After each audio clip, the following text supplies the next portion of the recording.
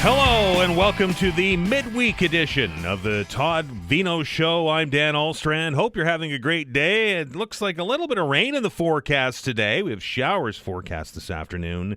Then tonight, about 2 to 5 millimeters. Now, our weather specialist, Alistair Alders, if you heard him during the morning news today, said that the models are a little bit wonky. I don't know if that's a meteorological term, but wonky, and he may have adjusted that forecast depending on where this system moves. But the bottom line is that there is some rain in the forecast, and I know that many people, including maybe our first guest, is looking to the skies for a little bit of help these days when it comes to the dryness out there. Well, how about those Toronto Blue Jays? A walk-off win home last night against Houston. The Tigers dismantled the Yankees last night, but unfortunately the Red Sox shut out the A's. So both the Yankees and now the Red Sox are 3 games back in the American League East. The Toronto Blue Jays, if you can remember back into the 90s when the Jays were making those runs to the World Series and winning the championships, they had that moniker, the Cardiac Kids, right? They'd win games in the bottom of the ninth or in extra innings, and games that they put quotations around this are supposed to lose, they would win. Feels like the same thing's kind of happening this year. Now, I'm certainly not predicting that they'll make it all the way to the World Series. There's still a long way to go, and injuries do play a part. Bo Bichette is out for a couple of games now, who, of course, is Toronto's best hitter, but it just has that feel, doesn't it? And I know there are some Yankee fans out there, including the fella who normally sits in this chair, who are biting their nails a little bit as we speak. And the Red Sox and the Yankees have a series coming up. So if the Jays can maintain their winning ways and those two teams battle it out, that could really change the picture for the Toronto Blue Jays atop the American League East. Well, as you heard in the news over the last half hour or so, voluntary water restrictions for those that are on the Lake Major water supply now mandatory. That means for both residential and commercial users, you must now take measures to conserve water. No more watering the lawn, no more washing the car. If you have one, no filling the pool. Please welcome to the show to tell us a little bit about this and the reasoning behind it is the Senior Manager of Communications and Corporate Strategy with Halifax Water. It's Jeff Myrick. Jeff, how are you? I'm good, Dan. Thanks for having me on. Now, we chatted last week when this was still a possibility. There was more talk earlier this week that it was coming, and now this morning it's official. For those, Jeff, who may not have heard us last week, why Lake Major and why now? So Lake Major is the most vulnerable of our watershed areas due to a design issue with the way the intake comes in and water is actually sucked out of the lake and into the pump house. So as you just referenced in your intro, we're not getting the rain and the precipitation we need, and even when we do get rain, it's clearly not enough.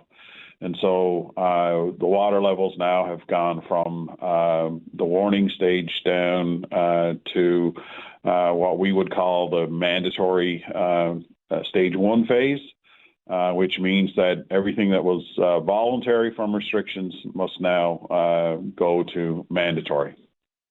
And that is for the customers that are on the Lake Major water supply, and that's a wide area, sort of on the Dartmouth side of the harbor, if I'm correct. Yeah, it's basically it stretches from Burnside all the way out to Eastern Passage. You got Cole Harbor up to Westfall, Cherrybrook, all the way to North Preston. And Dartmouth, of course. So it's approximately 120,000 customers and many more residents, because customers can be just one apartment building could be a customer, and then you have all those residents in there. So from that perspective, we've got a significant impact on that customer base. And so we're implementing the mandatory restrictions more than anything else to help us conserve water and keep service for the customers as required. How are things on the Pockwalk side? Is that still in danger of having the same thing happen? Not at this point where we continue to be. I mean, it is lower. It's significantly lower than it's normal, and it's just a testament to what's happened over the last couple of years, that during the winter months, the lakes are not getting enough snow and to recharge. So Pockwalk is down, but it's because of the way the intake is and everything else, it's not as vulnerable to drought. And so that is fine right now, and it's still in the voluntary water restrictions phase. But we will be using water from Pockwalk to help supplement over on the Dartmouth side by using the water transmission line we have across the McDonald Bridge. Jeff, just to be clear, the Lake Major water supply mandatory restrictions, those are in effect for both residential and for commercial customers? They're in effect for everyone that is on the system. So a large water user, I'm thinking like a car wash or something, would be under the same restriction as a homeowner is? Yeah, and the one caveat on car washes is that a significant amount of them are using recycled water. Okay. So from a business point of view, of course, and most businesses are trying to find savings where they can. So they're trying to use water that they've already paid for as much as they can. So a lot of those car washes, I know we do get a lot of concerns from consumers who are like the residential side, who are concerned about car washes. If they can't wash their car at home, why can a car wash be operating? And we know that a significant portion of them are using recycled water, and if need be, you don't have to wash your car. That's the other aspect of this. So there's two layers to it. So you can't wash the car, you can't fill the pool. Can you water the vegetable garden? Is that still okay, or is that out now too? No, you can still water your vegetable garden. I mean, we don't want people to not have the food that they want to grow and eat. So, and lawns are out. Lawns are out. We have restrictions on golf courses, fountains, and other decorative features, sprinkling systems. Washing outdoor buildings, windows and surfaces, sidewalks, driveways, walkways, and then the pools and the hot tubs and the wading pools. So all that stuff now is mandatory, it's restricted, basically. Jeff, with a mandatory restriction, obviously comes the enforcement piece. How is this to be enforced, and what's the penalty? So right now, I mean, we're trying to be fair to the public and our customers. We are going to focus on education first, and of course, so the start can be a warning. If there's a failure to comply, it can be a summary offense ticket, and the ultimate tool, of course, is the shutting down of water service. Right. So would it be a bylaw enforcement thing, or does Halifax Water have the power to do that? How does that all work? You know, Halifax Water does have authority to offer up summary offense tickets, in particular, through our compliance program. All right, Jeff, this is very new. It just happened this morning. I'm sure people have lots of questions. There's a map available on your website that people can check to see if they're in this area and all the things that they can and can't do? Yeah, everything is on our website, and we're also going to have a form available on the website if folks have questions or concerns, particularly related to this conservation measures, but happy to answer any questions that anyone have. We discussed this last week, but some that are listening this morning, Jeff, may not have heard us. This engineering issue at Lake Major, this isn't the first time that we've seen this. Is there a plan, or are plans underway to fix that intake? Yeah, so the short term, as we talked about last week, there is an alternative pumping solution that will be installed if if it gets to that level, if water levels keep dropping.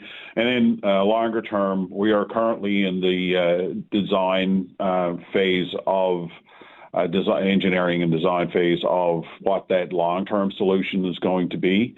But as I mentioned last week, it's rather complicated. The design is one thing, but then it's actually getting it to completion while we're still trying to serve over 120,000 customers. So it's a fine balancing act we have to get through. All the maps and diagrams and lists are available on Halifax Water website. Jeff, very quickly before, I know we're almost out of time, before I let you go and have you on the phone, there's a couple of public hearings coming up next. I do believe they're starting next week on a proposal for a rate increase. Do you have any information on those and how people can take part?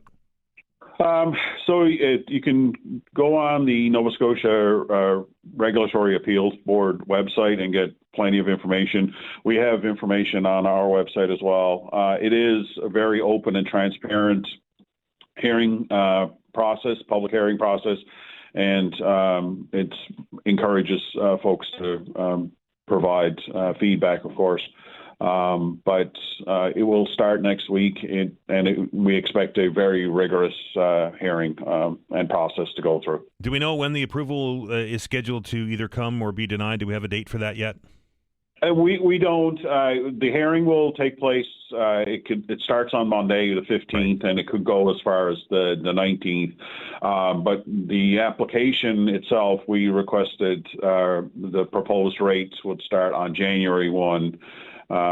So sometime over the next few months, we expect to have a decision on what that would look like. Jeff, obviously been a lot of talk about it as of late. While I have you here, why the need for such a large increase? So ultimately, over the last, specifically over COVID, we kept rates artificially low by using our reserves and surplus, accumulated surpluses to supplement rates. And we did that specifically over COVID and post-COVID, just because we knew the financial hardship folks were going to be in. Unfortunately, all the reserves and the accumulated surpluses are now over.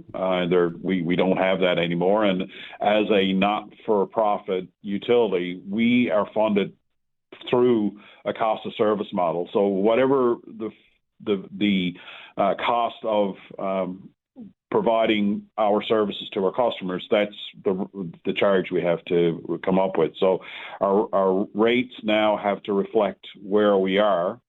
And unfortunately, from 2020 to now, instead of it being a rather gradual increase to what we would propose, it now looks like it's a much steeper increase because we kept rates lower for a longer period of time than probably, in retrospect, we should have.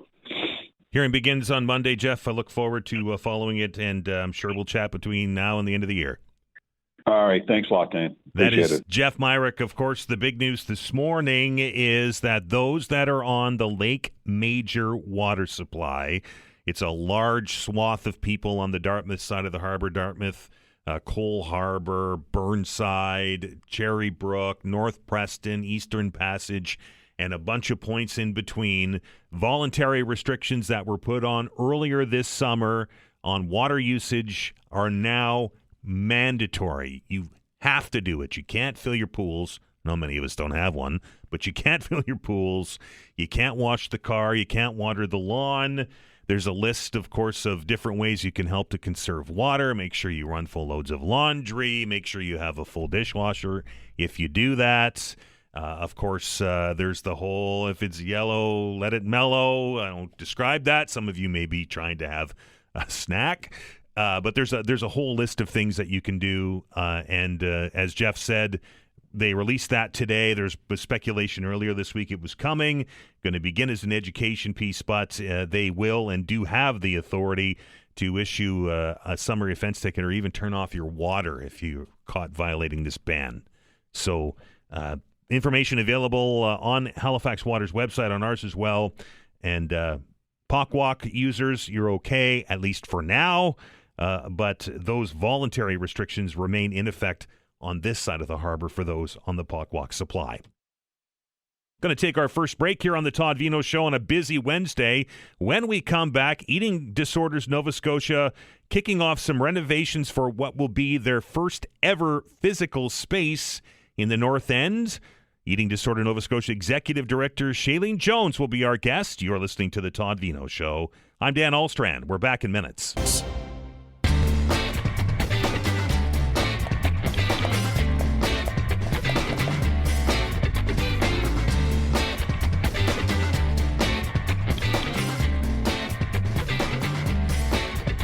All right, welcome back to the Todd Veinotte Show. I'm Dan Alstrand. Hope you're having a fantastic day. It's been a busy news day already, and it's only a couple of hours old, as I mentioned, and we just had a segment with Halifax Water.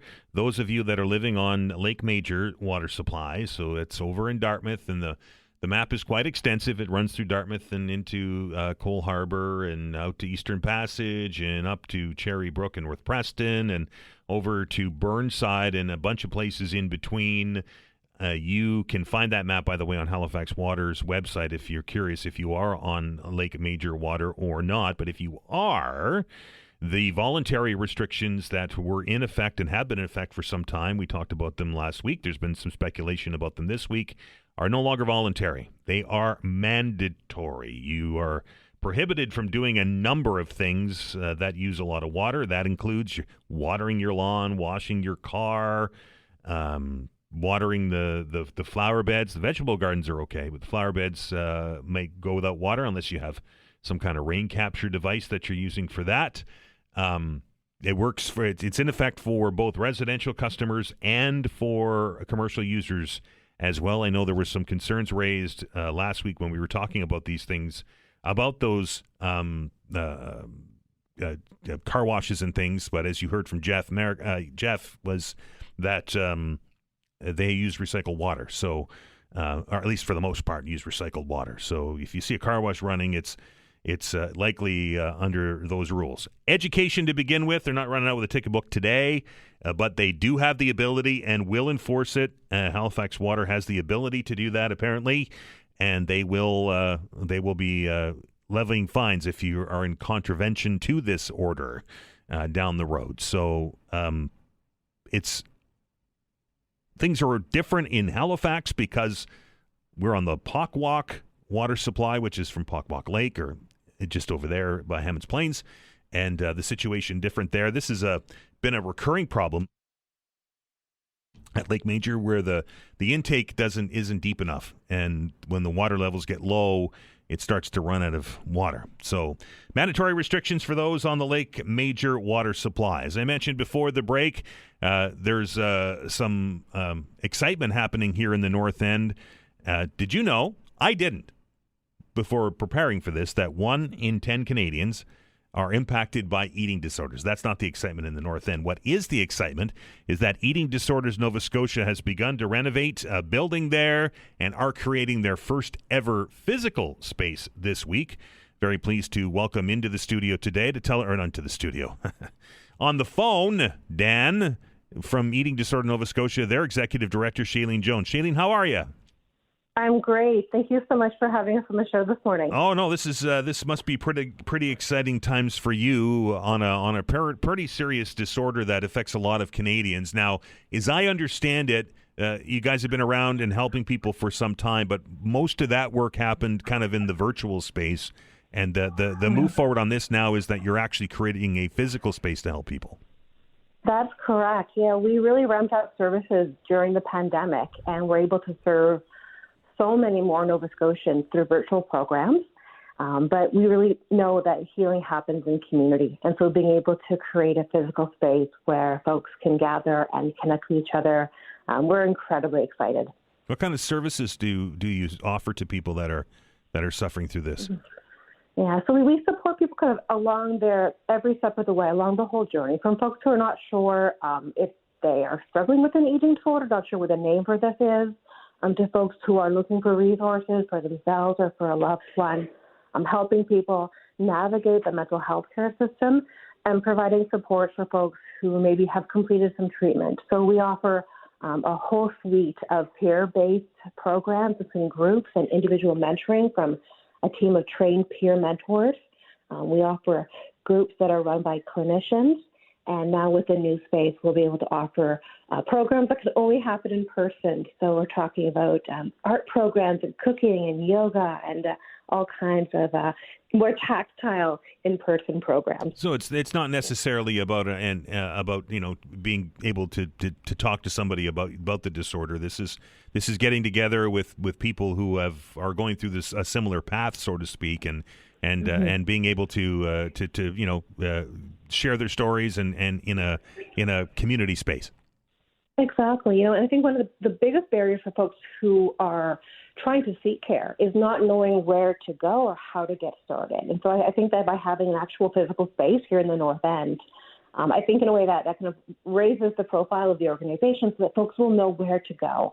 Because we know that 75% of folks with an eating disorder don't seek or receive care. And so by being really bold about our presence and communicating that to folks, we're hoping that more people will know that we're here and that we can help them navigate that path forward. So, as I mentioned in the intro to the segment, you're in the process of renovating. Where's your new location going to be? It's on Agricola Street. It's 2711 Agricola Street on the corner of Agricola and Ontario. Now, the renovations are underway, as I understand it, right? Well, we actually are today. We have a sledgehammer, and some of our supporters are here to start breaking down walls. So renovations will be happening starting tomorrow, and will go on for probably 6 to 8 weeks.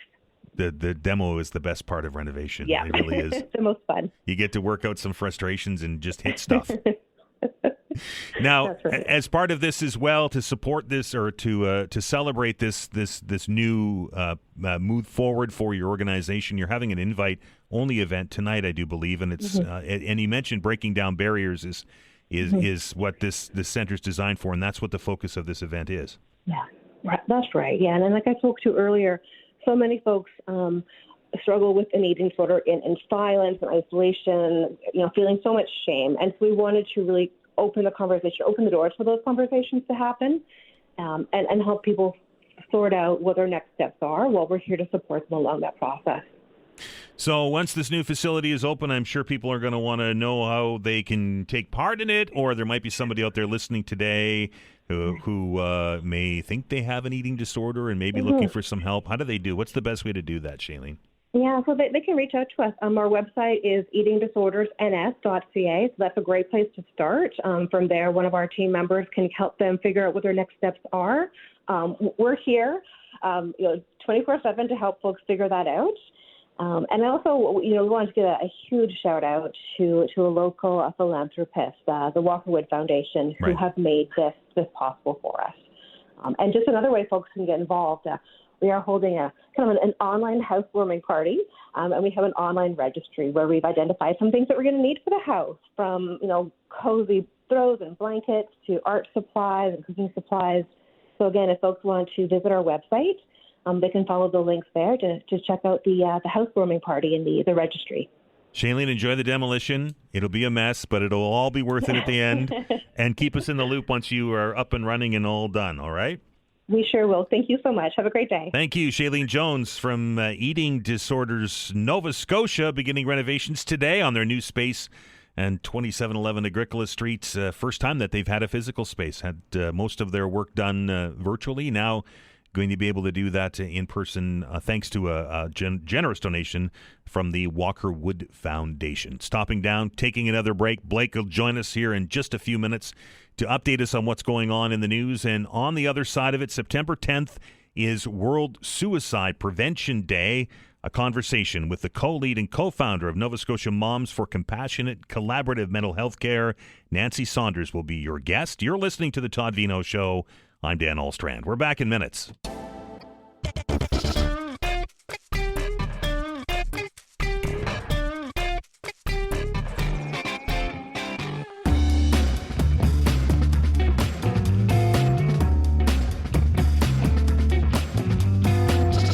Welcome back to the Todd Veinotte Show. I'm Dan Alstrand. Hope you're having a fantastic day. September the 10th is World Suicide Prevention Day. And did you know that last year in 2024, 159 Nova Scotians died by suicide, and families say that many of the deaths were preventable. A group of Nova Scotia mothers who lost their children to suicide now renewing their call for urgent change in the province's mental health care and addiction system. Since 2024, the group has been advocating for reforms to remove barriers that prevent families and caregivers from helping loved ones in crisis. After beginning productive meetings with the government in early this year, 2025, they say now's the time for action before more lives are lost. I welcome to the program on the phone this morning co-lead and co-founder of Nova Scotia Moms for Compassionate and Collaborative Care, Nancy Saunders. Nancy, thanks for joining the show today. Thank you, Dan. Thank you for having me. This is a topic that I know is a difficult discussion, obviously, for the families impacted, but people just don't like to talk about this, do they? No, they don't. It is a difficult topic, and World Suicide Prevention Day is a day that is set aside to do just that, to talk about it, to raise awareness, and hopefully reduce the stigma and reduce suicides through doing that. Now, I know that, as I mentioned in the intro to the segment, Nancy, that you've had discussions with the government on making some changes here, and they started at the beginning of the year. How are those discussions going, and how well have they been received with the provincial government? We have gained attention of government leaders, and we have been making some headway in having great discussions.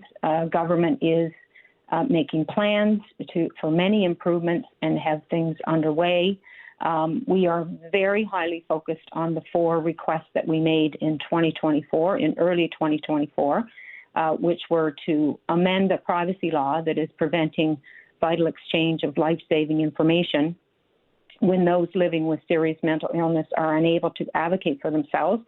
The second change we are asking for is to launch a proactive public education program about consent, the Nova Scotia Health Circle of Care and Circle of Support.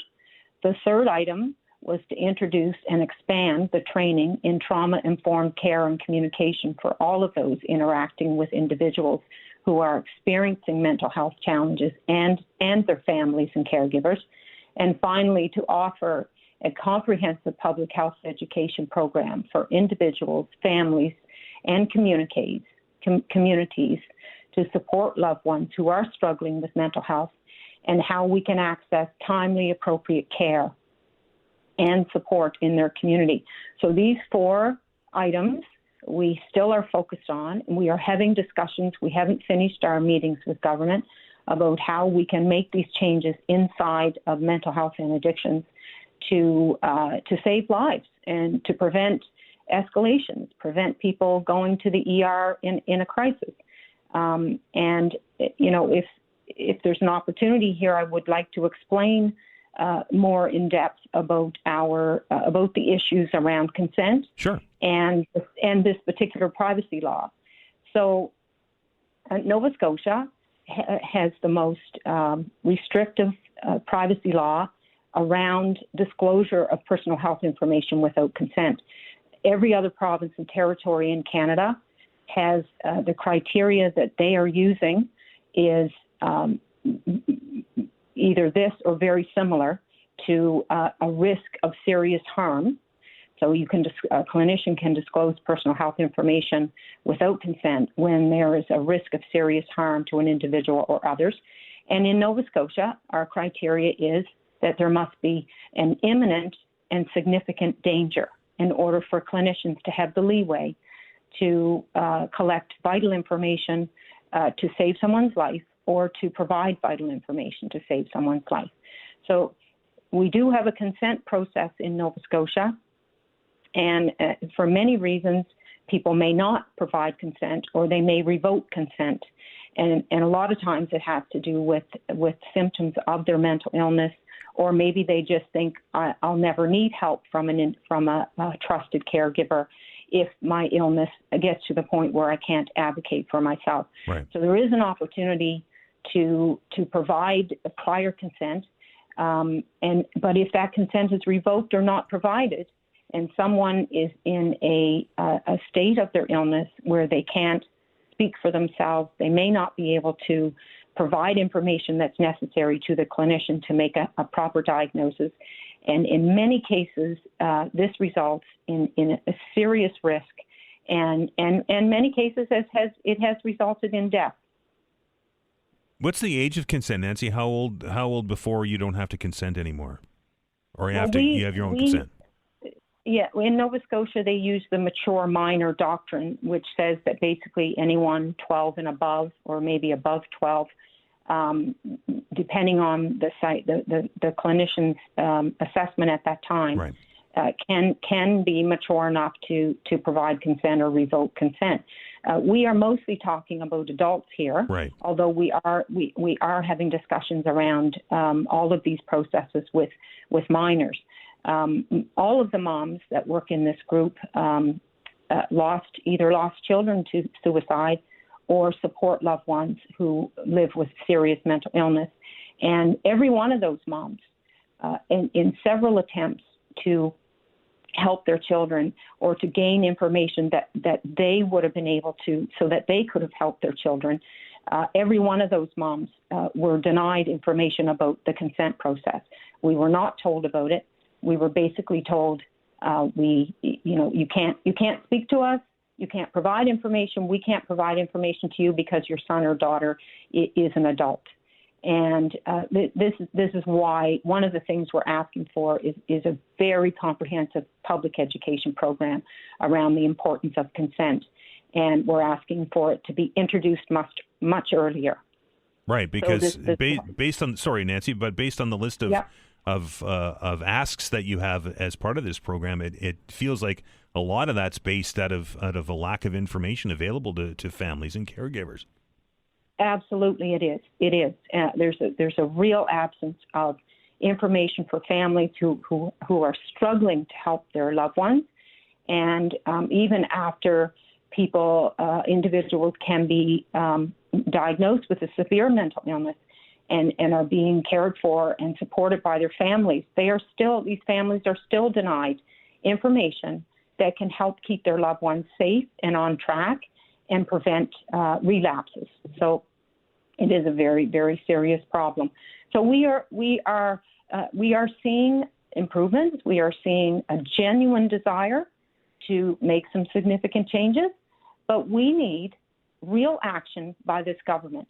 This legislature, this year, our fall legislation sessions opens on September 23rd, and there is an opportunity here for government to do the right thing and change this very dangerous law that is impacting many, many, many people and is causing lives to be in danger and lost. And my own son, I tried desperately to get information and provide information that would have had a huge impact on a positive outcome for my son. And I live every day with the pain. I feel the pain every second. My youngest son feels the pain every second. My husband does. The friends that my son had that loved him deeply. My entire family, my husband's entire family. There are hundreds of people impacted by a death by suicide, and it is a unique and unbearable pain and grief that we are left with for the rest of our lives. Nancy, appreciate you sharing your story. Appreciate the work that you're doing. Please keep us in the loop as this works its way through government, and all the best. Can I make one final comment here? It might take about 30 seconds. Sure. Do I have that? Yeah, absolutely. Okay. I do want to thank Tim Houston for his courage when he stood in the People's House as an opposition MLA in 2016 with Carolyn Fox, who lost her daughter to suicide and who also was trying to have this very same law changed. He fought hard to have it changed. And here we are, 9 years later, with the law still on the books. And what else I would say to Tim Houston is he is a very, very fortunate man, because right now he holds the power to be courageous do the right thing for Nova Scotians and fix this law. Nancy, I know he's listening, and I'm sure he got your message. Thank you very much, Dan. Thank you, Nancy. Okay, that is Nancy bye. Saunders, the co-lead and founder of Nova Scotia Moms for Compassionate and Collaborative Care. A couple of walks to mark International World Suicide Day tonight. One in Sackville at the Sackville Lions Club in Lower Sackville from 5 to 7:30. That's the Sackville Suicide Walk to Remember. Also tonight, 4 until 8 o'clock, Walk to Bring Light, Suicide Prevention Awareness Walk. That is in Barrington. The 13th, there's a walk in Pictou along the waterfront. And in September 20th, there's one in New Ross. Raise Awareness Suicide Prevention Walk. We're going to stop. We're going to take another break here on the program. When we come back, we started the discussion last week with the head of the union for transit drivers in HRM. We were talking about heat and the lack of air conditioning, and then we started very briefly to talk about safety issues on board the bus, and I think that's important, and we're starting to see that the union is saying that safety issues aboard Halifax transit buses is now impacting its schedule. A return conversation with the president of ATU Local 508, Patricio Garcia, when we come back. You're listening to the Todd Veinotte Show. We are back in minutes. X.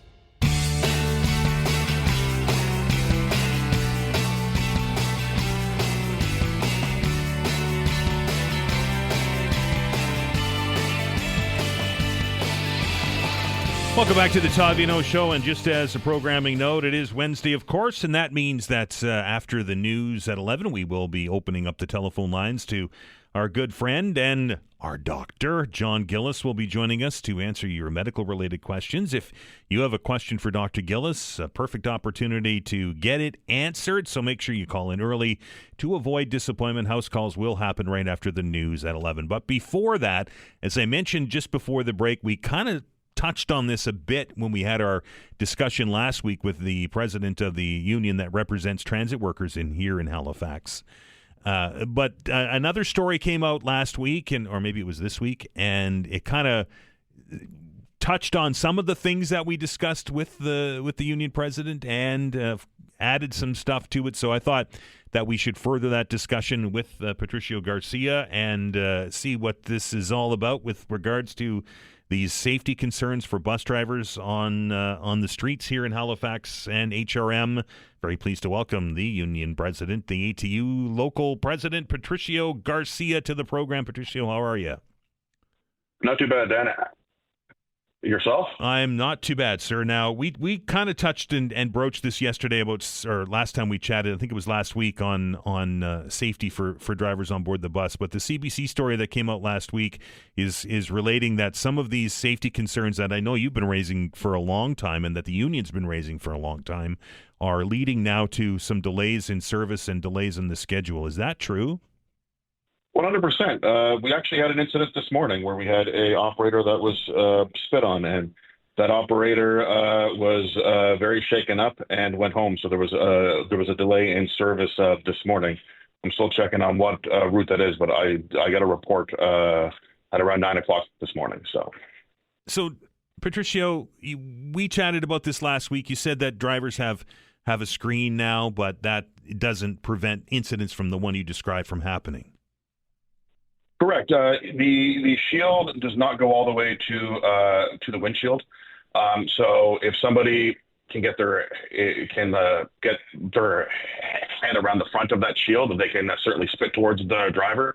They may not be able to reach them on some of our shields with their hands, but they certainly can with bodily fluids.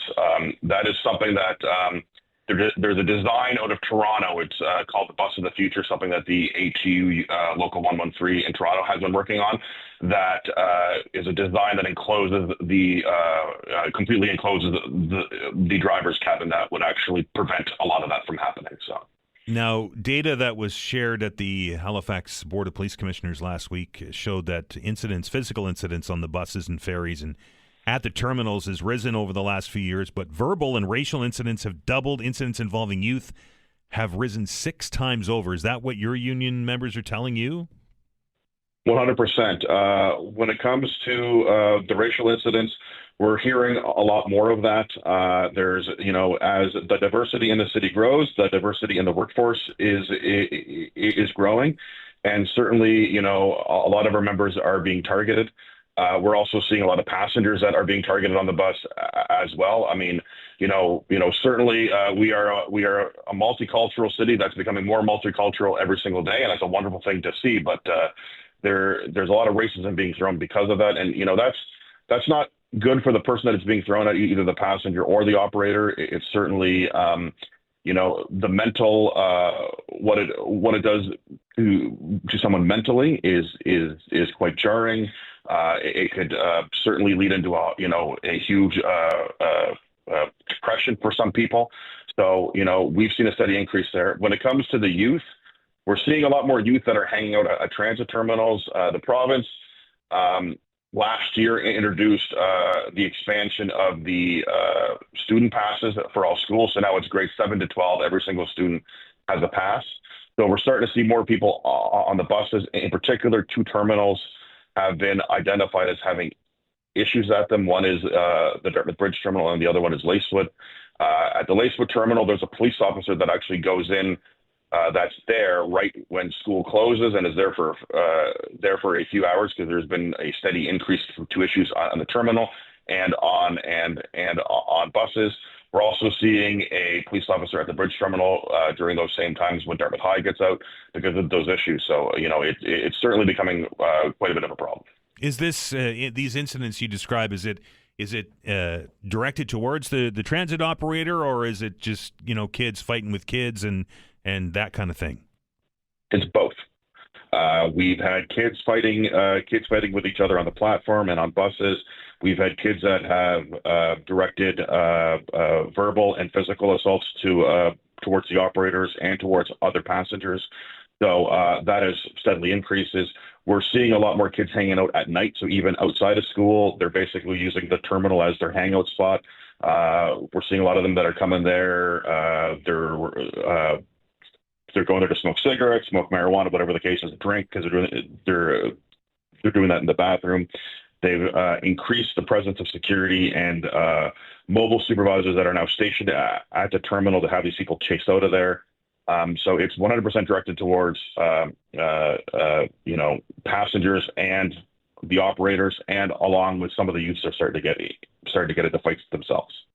Patricio, when there's an incident on the bus that's not involving the driver, if there's an incident between 2 passengers, whose responsibility is it to deal with that? Is it the driver's responsibility, or does the bus kind of get, and I'm putting quotes around this, lockdown, and then you call police? Our job is to notify the operations center, and then they can then direct supervisors to show up and direct police.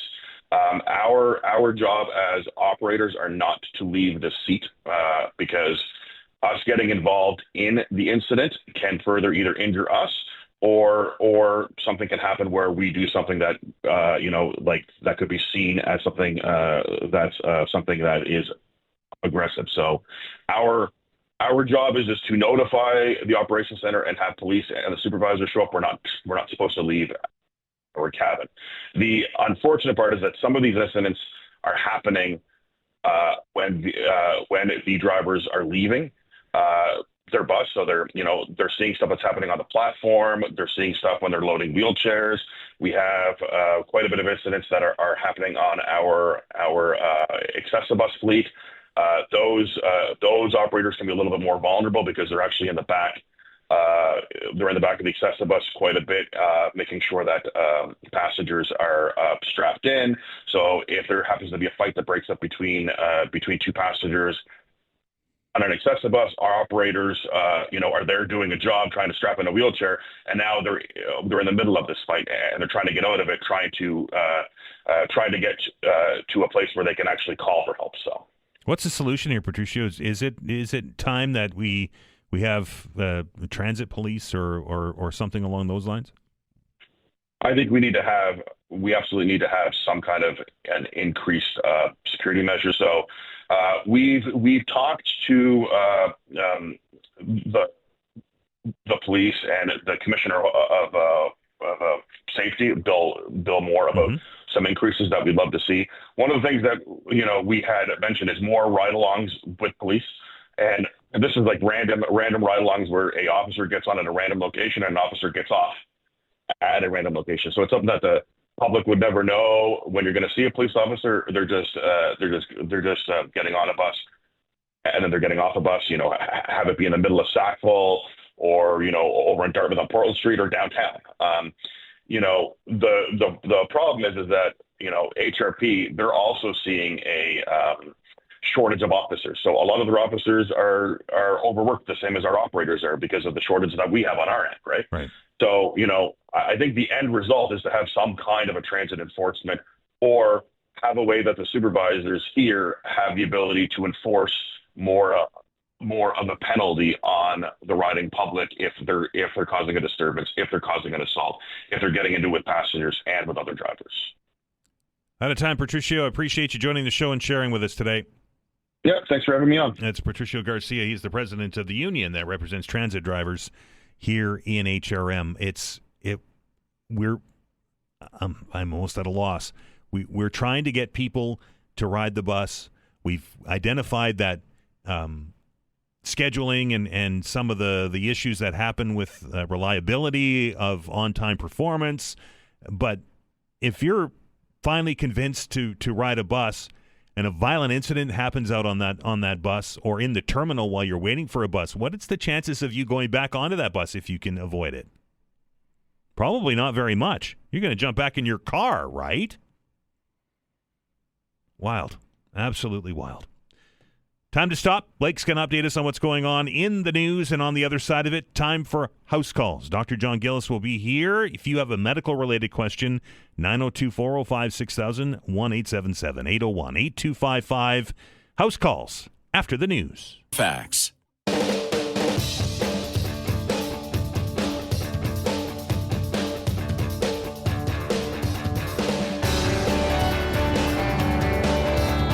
All right, welcome back to the Todd Veinotte Show. I'm Dan Alstrand. It is now time for house calls. Dr. John Gillis will be here to answer your medical-related questions. If you have a question for the good doctor, 902-405-6000. It's 902-405-6000 or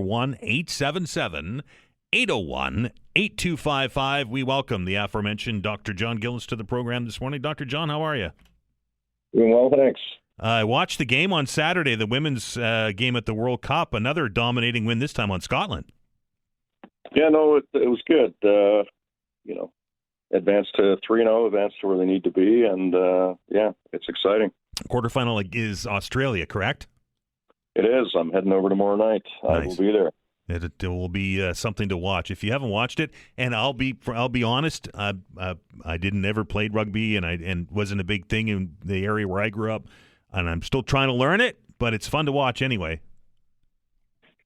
Yeah, for people out there that don't know, rugby's a growing sport in Canada. Our men just qualified for the World Cup, so big congratulations to them because they didn't make the last one, and I know a lot of those guys. But our women are in the middle of it right now. They're in the quarterfinal. They're ranked number 2 in the world, and they have a very strong chance of winning it. They've been playing really well. They've been really strong. They've been dominant, and looking forward to seeing them move on Saturday. But if you haven't checked it out, it's pretty exciting to watch, and they're a fantastic and exciting team. So have a look. I think it's at noon Saturday. I think on TSN. Yeah. It's where it's being shown. It's fun. It's fast paced. It's exciting, and it's Canada, right? 100%. So we're looking forward to seeing them hopefully go all the way. Dr. John, Blue Jays fans might also need the services of a cardiologist these days with these come-from-behinds and walk-offs. They did it again last night. Big playoff push coming for the Jays. Yeah, I'm a Red Sox fan, so we're both in the zone right now, so I'll leave it go. But, yeah, the Jays are playing well. Kudos to them, and hopefully the Red Sox come along for the ride, and we get a little playoff baseball. Got a series coming with the Yankees, which will be huge. Yeah, everybody hates the Yankees, so we can agree on that. Except for Todd, which is weird. Yeah, I know. Well, we're going to have to talk to him about that. Fair enough. 902-405-6000, 902-405-6000, or 1-877-801-8255. Let's go right to the phones. We welcome Herb to the show. Herb, how are you? I'm not doing too bad, thank you. How are you? Good. Your question for Dr. Gillis, please. Dr. Gillis, what can you tell me about tumors? I guess they would be on the front of the brain, not that to remove them you'd have to, cut a hole or anything, but, going up through the nose, that kind of thing. Well, they're all different types of brain tumors. It really depends on the type and where they are. Some brain tumors like meningiomas, think of a small orange that, is quite firm and, stays away from the other brain tissue. And generally speaking, they're benign and relatively easy to take out. You have other tumors like, the glioblastoma, which is a type of brain tumor, just kind of spreads through the brain tissue. It's unfortunately what my father passed from, and our friend Gord Downey passed from. Right. Those are much more difficult to operate on because the cancer gets into the brain tissue, and it's not just like a ball that you can just go take out. So right. And there are many other different types of brain tumors, lymphomas, all sorts of different types. And the approach to treating them varies wildly depending on where they are, how big they are, whether they've spread, all those things. So it's probably not the easiest question to answer. Yeah. I've got a cousin who he and I are very close. And he's recently had roughly, I guess, couple inches across removed, and they're confident they get it each time, but it seems like every other week, and I mean that literally, he's got to go back in and have more removed. Or, if he sneezes too hard and the bleeding starts, he's got to go in and get stitched up inside the nose. Is that common? I wouldn't say it's common, but again, every situation is different. Depending on the type of tumor, they can grow quickly. Some don't come back at all. Sometimes they get everything, sometimes they don't. It depends whether they're using chemo or radiation to treat them as well, how they respond. So, it's all different. So sorry that's happened to your cousin, but I'm not sure I can tell you more than that without knowing a bit more about the type of tumor and such. Thanks for the call, Herb. Appreciate it. All the best to your cousin. 902-405-6000. It's 902-405-6000. Dr. Gillis, an email question I received before the show this morning comes to us from a 25-year-old female who says that she's 33 weeks pregnant and over the last week has started to again feel nauseous and had an on-again, off-again headache. She's asking if this is normal at this stage of her pregnancy or should she get into contact with her doctors? Yeah, nausea can happen anytime as through pregnancy. We don't necessarily like headaches late in pregnancy because it can be an indication of high blood pressure, preeclampsia or eclampsia and some other problems. So, anything that's abnormal or unusual, especially at a time at 33 weeks when the baby is viable and could be born anytime. Safely, I would always encourage people to get checked, particularly with the headache. It may be nothing. It may just be a run-of-the-mill headache. The nausea may just be related to the growth and pressing on the stomach, but it's better to be sure. At a minimum, get blood pressure checked and that sort of thing. 902-405-6000 is the number, 902-405-6000. We'll take our first break. You're listening to House Calls on the Todd Veinotte Show. I'm Dan Alstrand, he's Dr. John Gillis, and we're both back right after the break.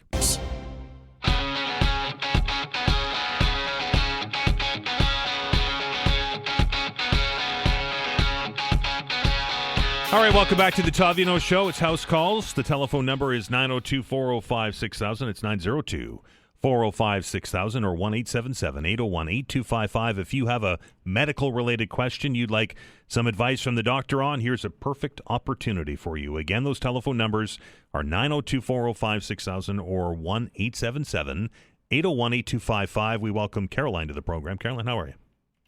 I'm okay. How are you? Good. Your question for the doctor, please. Yes, Dr. Gillis, I have kind of an odd situation here. My doctor made a referral to a specialist for me back in February, and I had my specialist appointment last Wednesday morning.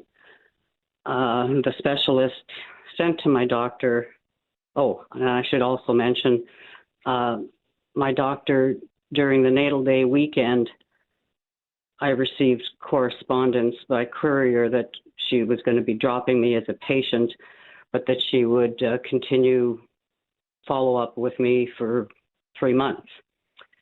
So I've had my specialist appointment last Wednesday.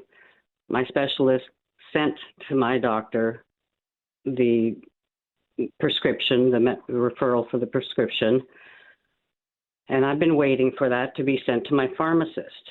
So I called my doctor's office last Friday. I also called my doctor's office on Monday, and I called my doctor's office today. I've also called my pharmacist to ask if my pharmacist would contact my doctor's office and request to have this prescription sent. And the pharmacist was glad to do that. And she called me back and she said that the doctor says that I'm no longer a patient. I understand that. But I have a prescription now that I can't seem to get sent to my pharmacist. I don't know what I'm supposed to do or how I'm supposed to proceed with this. I guess a few questions there. If the specialist wanted something prescribed, why didn't they do it themselves? I guess that's question one. Why did they kick it back to your family? I've called my specialist, and the receptionist said that that's their procedure. They send it back to the family doctor. What type of medication was it?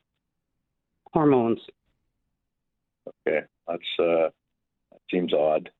And did you ask the pharmacist if they could prescribe it themselves? No, I haven't asked that. Yeah, a lot of pharmacies, in fact, I think most, if not all pharmacies, can now prescribe most things themselves or as continuations. There are some exceptions.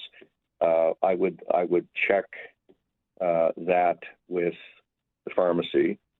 Failing that, if you don't get anywhere there, I guess you could try a walk-in clinic, or if you now don't have a family doctor, you could try the online service Maple. I guess the other question is, what happened with your family doctor? Why did you get the boot? Because she said I was rude.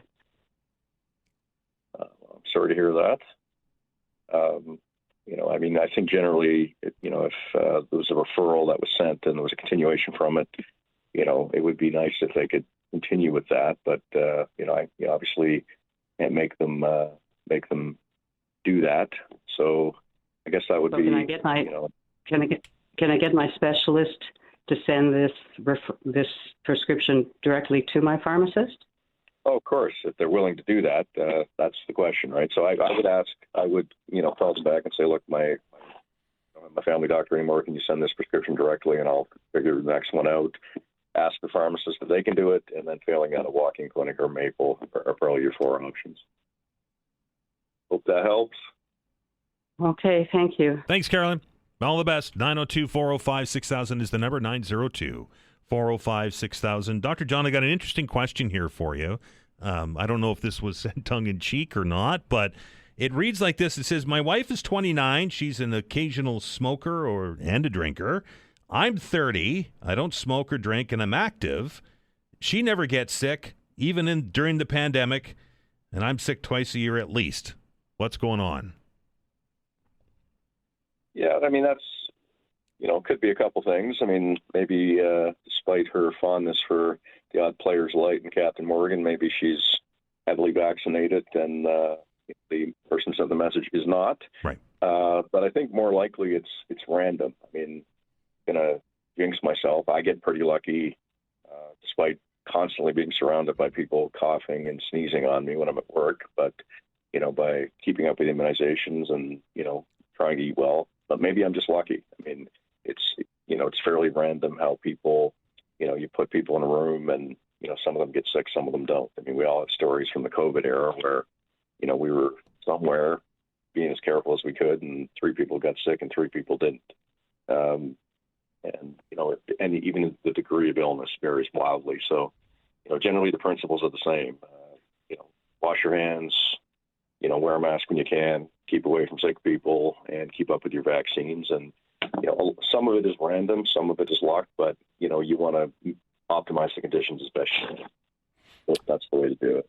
Speaking of vaccines, Dr. John, you probably haven't seen this. It was just announced this morning. It said this from the province, saying that infants now under 8 months of age and adults over 75 will have access to free protection against RSV.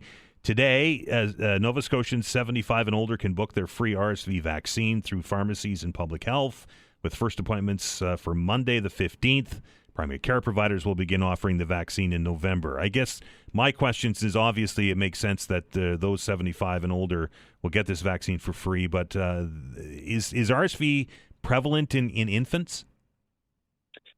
Yeah, I mean, for years that's really all it was. I mean, not that we didn't ever see it in adults, but it was very uncommon. It was, it's a childhood disease, most commonly seen in babies and toddlers. And it's only in the last few years we've seen a rise in its presentation in older adults, in the elderly. So hence the development of a couple different vaccines, and why you're seeing a change in policy that, there is an effective vaccine. There's 2 actually. One is less expensive than the other, and it's approved at $60. This one I think they're talking about is for people over 75. That's being covered. Or for, I guess for infants. And, it just reflects a change in how this virus is presenting. And, it's important to, if you're over 75, and especially if you're at risk, to take advantage of this. And, for parents to be aware that, for babies, this is an option now to prevent them from they can get quite sick. But again, this was something we would, typically see in little ones, not adults, but that's changed. But that being said, over 75, under 8 months, but everybody can get RSV, correct? Oh, absolutely, yeah. It's just, like I said, if you told me 5 years ago or 7 years ago that adults were getting RSV, I'd say that was improbable. But now it's reality. 902-405-6000 is the number, 902-405-6000. Before we take the break for the news at the bottom of the hour, Dr. John, another email question. I got this one last week after our show. It said, hey, Dr. John, recently diagnosed with strep throat.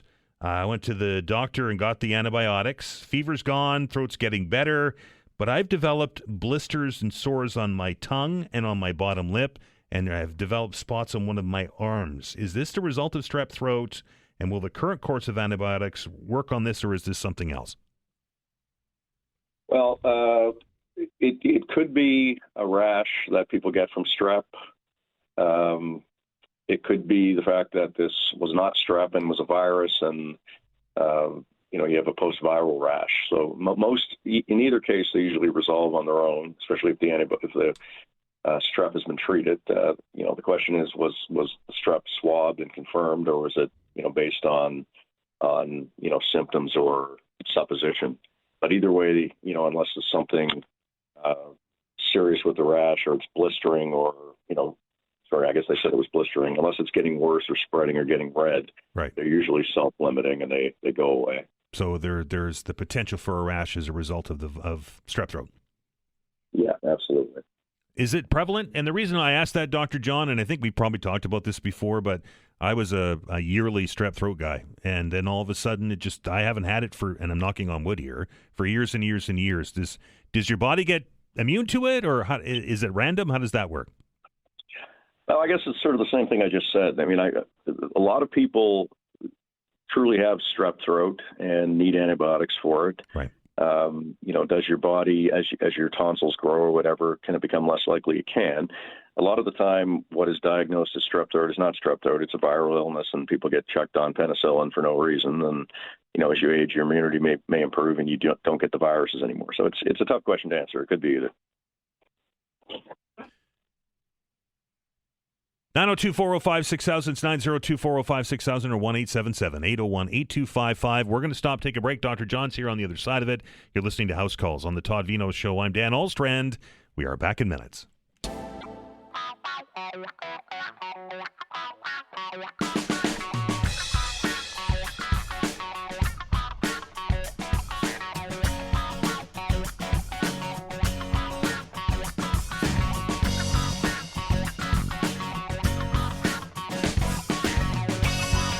Welcome back to the Todd Veinotte Show. This is House Calls.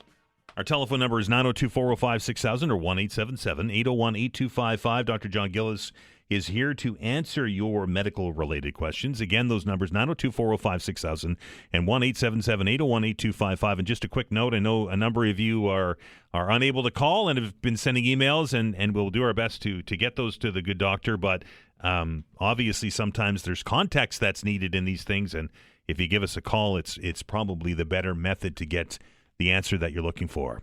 Dr. John is on the line. Again, the number 902-405-6000 or 1-877-801-8255. Dr. John, an email question, and I'm probably going to boot the name of this, but I think you'll get the gist of it. It says, hi, Dr. John. I believe I have an inguinal hernia. Waiting to see my GP in the next couple of weeks. Meantime, what restrictions should I place on myself? Right now, I'm just at a discomfort stage. Also, what is the fix for this? How do we fix the inguinal hernia? Sorry. Yes, sir. I lost you there for a second. Can you say that again, please? Sure. It says, hi, Dr. John. I believe I have an inguinal hernia. Waiting to see my GP in the next couple of weeks. Meantime, what restrictions should I place on myself? Right now, I'm just at a discomfort stage. Also, what is the fix for having this type of hernia? Yeah, so an inguinal or inguinal hernia, depending on where you're from or who taught you how to say it, is a hernia in the groin, typically thought of as a sports hernia that, it's mainly in men. Women can get hernias in the same area, but the anatomy is inconsistent with the same thing because there's a ring where your spermatic cords come down and your testicles go through, and that ring is meant to be tight. But over time, with lifting activity and hence sports hernia, the ring can loosen and bowel can push into there, so people will get lumps in their groin.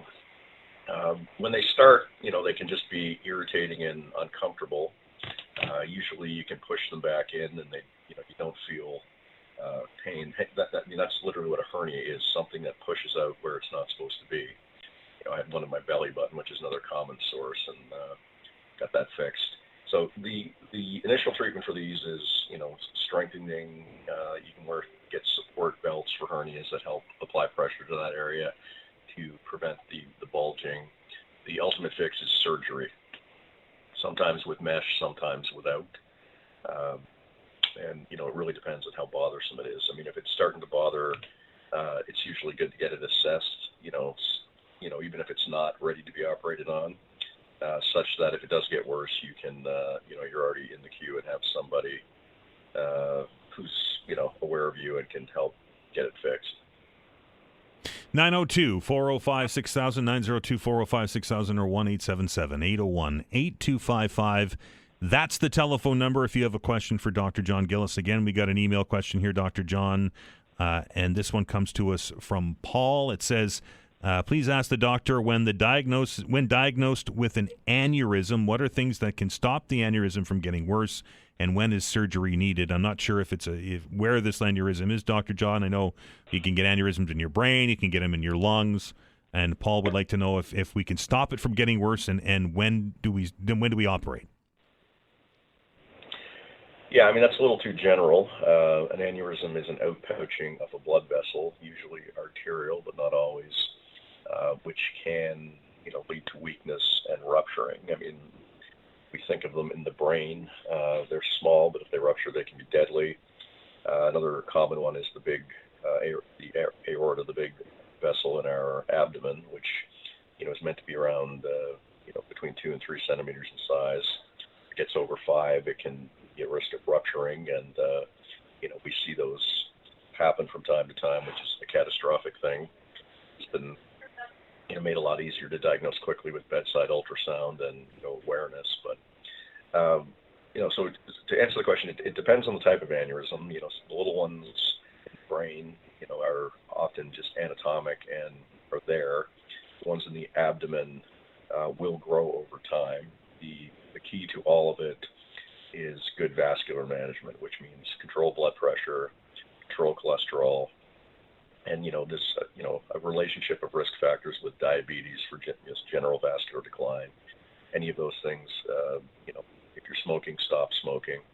It's all basically the vascular risk factors. So blood pressure first, I would say, but cholesterol, smoking, diabetes, and just keep your weight down and keep healthy. All the non-fun stuff.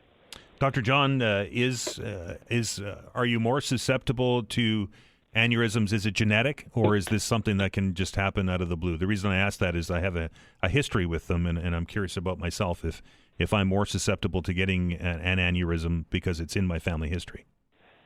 Yeah, it depends. Again, it depends on the type. Some aneurysms, do run in families, and there's some genetic conditions, that are associated with them. So, if it is in the family, it's probably worthwhile just having a chat with your doc to see if any screening or testing is necessary. 902-405-6000 is the number, 902-405-6000. Another email question, Dr. John. This one, again, I may be tongue-in-cheek again. It's just one of those cheeky days. Anyway, it says, hello, Dr. Gillis. Not an urgent issue to be sure, but my daughter's pupils are two different sizes. Her right eye is normal. She put quotes around normal. And while the left is almost double its size. She's never been sick, doesn't take any medications. Any concern here? So it can happen and be a normal variant in some people. I mean, you throw it into Google, which I just did. I was looking for a number, and it says up to 20% of people, and it can run in families. It's called anisocoria. If it's new, it is worth getting checked because it can, be a sign of a few different things. So it may be benign, but if you just noticed it, it's probably worth getting it checked to make sure there's not a problem with the eye or a nerve or something in the brain. Probably not, but worth getting checked if it's the first time you've noticed it. 902-405-6000 is the number, 902-405-6000. We'll continue Dr. John and house calls after the break. You're listening to the Todd Veinotte Show. I'm Dan Alstrand. We're back in minutes. Axe.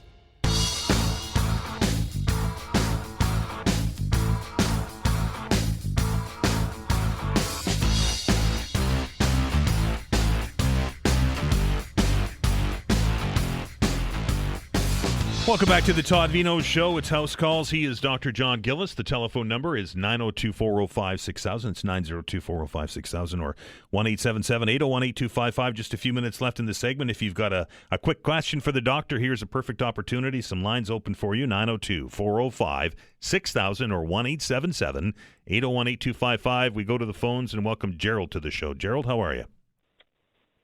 Yes, Doc. How are you? Good. Your question, please. Yes, I've been dealing for acid reflux for a year, and it's almost every day come to me. So what's the best advice that not taking medicine or food or whatever? Sorry, can you say it again? Did you say you're having acid reflux? Is that what you said? He did, yes. Yes. I got acid reflux for almost 2 years, and it's almost every day come to me. I mean, I feel every day, okay. even though I'm not eating spicy or coffee or soft drinks or whatever. And did you say you are taking medicine or you're not? I'm not. Okay. Any reason why not? Just because I got kidney stone and I do wanna be a complete dose medicine to my body. Yeah, no, that's fine. I mean, acid reflux medicines aren't going to affect kidney stones. So, I mean, the first thing would be to modify your diet. Sounds like you've done that. Second thing is sometimes, especially if it's worse at night, elevate your head, elevate your pillow. The third thing would probably be getting tested for the bacteria that lives in the stomach that can cause ulcers and acid to get worse, which is called H. pylori. Used to be a breath test and a blood test, but now I think we're back to a stool test. So you got to get a stool sample and drop it off, and they test you for that. If you have that, they put you on antibiotics and acid reducers to kill that bug in your stomach, and that can help. For some people, they just simply need to be treated with either antihistamine drugs like ranitidine, or the stronger drugs, the proton pump inhibitors like Nexium or Pantaloc or that class. So I would, if you haven't had a test for H. pylori, I would look that up. But again, if you're suffering daily with it, you may, while you're doing that, want to consider, some treatment so you can feel better and not have to deal with this every day. But I guess ultimately that's up to you. Thanks, Cheryl, for the call. Appreciate it. Best of luck. 902-405-6000, 902-405-6000, or 1-877-801-8255. Let's welcome Hal to the program. Hal, how are you? I'm good, thanks. Hi, gentlemen. Hi, Dr. John. My son is 19, and he had mono about 6 months ago, and he still has no energy. I was just wondering if you had any suggestions about that. He's 19 and he has no energy, is that what you said? Yeah, because he had mono about 6 months ago, and it's still affecting him. Yeah, look, mono is all over the place for some people. For some people, it's a quick recovery. For other people, it can last a long time. I would probably, get him checked, get his blood levels, his sugar levels, his thyroid levels checked, just to make sure there's not anything else. And just encourage him to be as regular in his sleep as possible and to be as active as possible. I've seen some outliers. I had a bad case when I was 19. I didn't have the fatigue, but I think I lost like 35 pounds. I was like a skeleton. Oh, wow. But I mean, so is there anything he should be taking, or supplements or anything like that? Not really. I would just say maintaining a balanced diet, make sure he's not missing anything. I mean, most people that age, they eat reasonably well. Look at that. But again, rule out any other causes that can lead to this. But we do see a continuum of, post-mono fatigue. And, it really is trying to get back and to do as much as possible to, pace yourself, but also, effectively force yourself to do things even if you don't feel like it. Yeah, he's a varsity athlete, so he's having a hard time getting through practice and stuff. So. Yeah, no, like I said, I can relate to that. That happened to me when I was playing soccer, and I went from 210 to 180 or something like that, and felt like a bag of bones for a while, but it did bounce back. So hopefully he will as well. Thanks, Hal. Appreciate it. All the best. All the best to your son. 902-405-6000, 902-405-6000 to the phone. We welcome Dan to the program. Dan, how are you? Hey, guys. How you doing? Good. Your question for the doctor, please. So my question's similar to the last one. Middle-aged male, had viruses all throughout his life, had COVID, talking about myself, but university, had some viruses here and there. Haven't had anything for about a year. Pretty active, doing manual labor through the day and whatnot. And still waking up in the morning with phlegm or mucus on my lungs. I've been to the doctor once, but by the afternoon it's cleared up, and they put the stethoscope on, and there's no, you can't hear anything through the stethoscope. But just wondering, should somebody go on antibiotics to try to clear that up? No, it doesn't sound like. If you have a bacterial infection, it doesn't take an afternoon siesta. It's not a Spanish bakery. It sounds like probably it could be acid reflux, which when you lie down at night gets worse, causes inflammation and irritation of the upper airway, causes phlegm. You get up, you get moving, it goes away. So treating acid reflux can help with that. Some people, it's allergic, when they're lying down, it's their pillow, it's dust mites, it's whatever's in their room. They get away from that, the bump goes away. Some people, it's just, how they are, maybe when they're lying down and they have sinus inflammation. Sometimes people respond to steroid puffers, Flonase, that sort of thing, in the evening. Maybe it's not a response, but I don't think antibiotics going to do anything. But I would look at them. Okay, great. Thank you. Thanks, Dan. 902-405-6000 is the number. Put that one on to speed dial because Dr. John will be back here on the program again on Wednesday. Dr. John, appreciate your time. Talk to you next Wednesday. Great day. That is Dr. John Gillis. As I mentioned, he's here every Wednesday to answer your medical-related questions. Thank you to everybody who took time out of their day to dial the numbers and join the show, and to those of you who send emails. But again, I'll just put a caveat on those. We try to get to as many as we can here on the program, but sometimes the doctor needs a little bit more information. So it's probably better if you dial the numbers and join the show. But again, I'll try to get to as many of them as we can. We're going to, of course, update you on what's going on in the world here as part of the news at noon. Lots of things going on in the world. My goodness, the situation in Europe is escalating today. We saw word last night, I think the number is 19 now, drones that had crossed over into Polish airspace. The Poles, with the assistance of the Dutch Air Force, which is interesting, is shooting down those drones. Now the president of Poland is asking for some debate under Section 4 of the NATO Charter, not Section 5. Section 5 is the one where it's immediate military strikes, but 4 is a debate on this. I think the story I heard at 11:30 said that the Poland now at the closest state of war since the Second World War as a result of this. The situation escalating in Europe. It's escalating in the Middle East as well. We saw the strikes yesterday in Doha from Israel, and not a lot of notice, if any.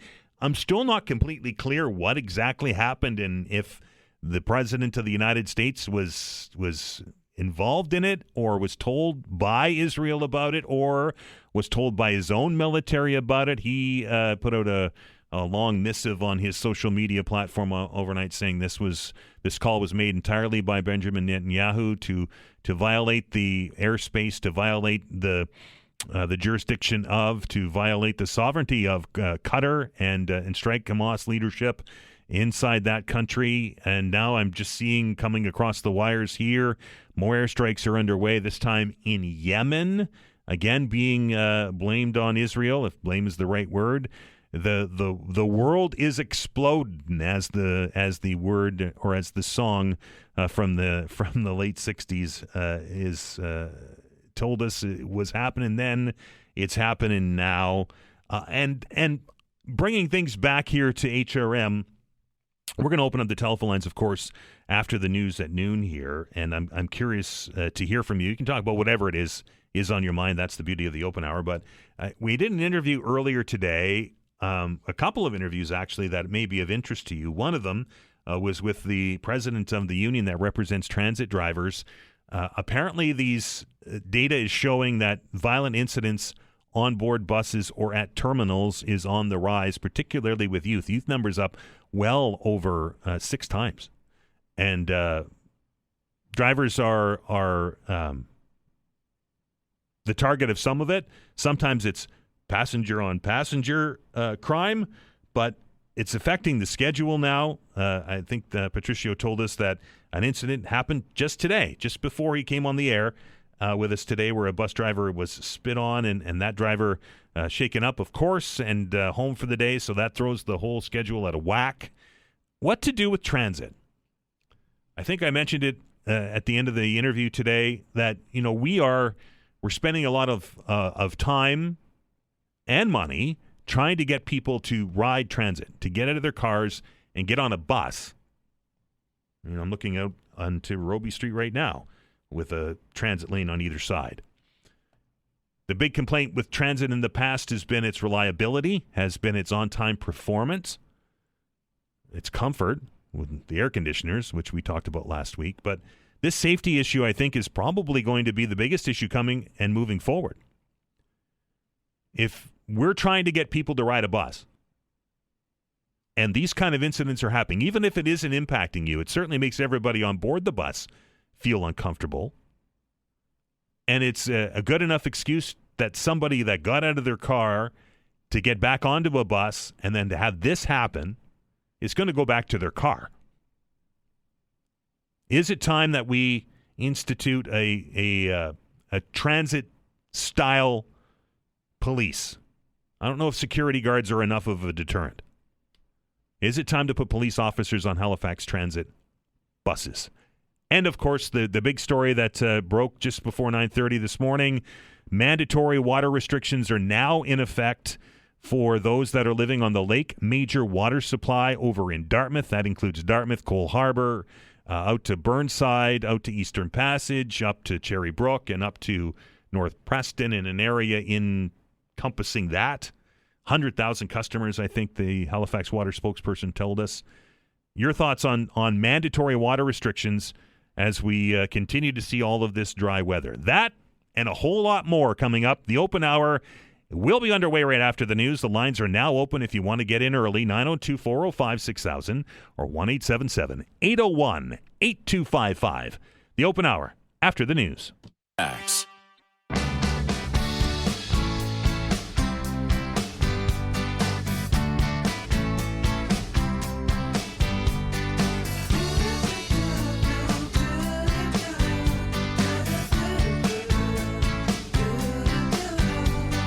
All right, welcome back to the Todd Veinotte Show. I'm Dan Allstrand. Now, Vanessa is working on. Apparently, there was a bit of an issue with our telephone number, but it is apparently working now. So, if you were trying to use the 902-405-6000 number, that is now working. If it wasn't working in the past, got a call, a couple emails from people saying that they were trying to get through and it didn't work. But it is working now. Vanessa just tested it.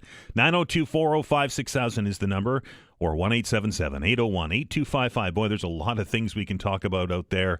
Violent incidents on transits. There's water restrictions now mandatory for a good chunk of HRM as we continue through this dry summer. That, world events, oh my goodness, there's not a lot of things, not a lack of things to talk about here on the program, and that's the beauty of this open hour. You can talk about whatever it is on your mind. All opinions welcome. 902-405-6000, 902-405-6000. We begin with Paul. Paul, how are you? Very well, thanks. How are you, Dan? I'm well, sir. What's on your mind? What's on my mind is I'm very concerned about the significant and escalating safety concerns for the Davis Cup that has been brought to our attention by CSIS and the RCMP and Halifax Police. The executive, the CEO of Tennis Canada, has said that there have been certainly threats and it will be closed, which is understandable, but it should probably be canceled for the sake of Argyle Street, Grafton Street are two of the busiest streets with university students and tourists at that time.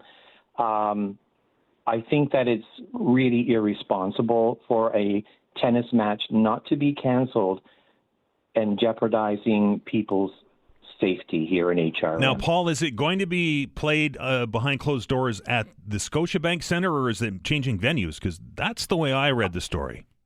Well, I was told that it was going to be at the Scotiabank Centre. As of last night, that was still the news, that it was to be played at the Scotiabank Centre. It would be much more safe to have it played outside of the city, to be quite honest with you. It is a game. I love sports. I have no problem with this whatsoever. But when lives are jeopardized, it is unacceptable to continue with any activity, be it a sports event, a concert, a protest, whatever. I think it's irresponsible. We're in the province of Nova Scotia. We've already had a mass murder here, and that's not being dramatic, but the world has changed. And we know that these threats are to be taken very seriously. I called Halifax Police about this issue today and quote, and I will tell you, this is what I was told when I gave you my concerns, just as I am right now. What do you want me to do about it? That's the quote. Wow. And the other quote was this, when I asked if I could have their name, we don't give our names out. And the other part, I was telling them that we're canceling our plans to go downtown this weekend because we feel it's a very serious issue. So this is what was said to me, quote, "Oh, so you want us to cancel the Davis Cup for your outing?" Really? That was HRP that said that? This was HRP, would not give me my name, and this was the second person that I was speaking with. Wow. Because the other person had just sent me over. I was very disappointed. No kidding. I did send this to Jesse Thomas of CTV News because this was really not an acceptable answer. You're not kidding. And I was simply trying to save people's lives if something happened. Well, regardless of what the incident is, you should never be disrespected like that by HRP ever. And I was, using wonderful vocabulary with intellectual intelligence, making fine points. I really thought that was quite disgraceful, to be very honest with you, Dan. I'm with you. And I thought, that's not how we respond to our citizens. Not at all. And I really feel that there is, if the threat has been given to be that much publicity, we know that it's very real. Paul, I appreciate your right. I'm hoping I'm wrong. I really am. I don't want anything to happen here, but I am upset that it's not being taken seriously when the downtown core, Neptune Theater, the Waterfront, the Cohen, all those pubs and bars and hotels are very, very likely to be targets. Let's just be honest. I appreciate it, sir. No problem. Thanks very much, Dan, for taking my call. 902-405-6000 is the number. Regardless of the incident, regardless of what led to this, if Paul's correct, and I have no reason to doubt him, to receive that kind of response from Halifax Regional Police is completely unacceptable. It is a legitimate concern, and to dismiss him that way is non-professional and inappropriate. I hope that our friends over at HRP are listening to the program today, and would be nice to hear our response to that, and maybe we'll reach out to, because that's just not on.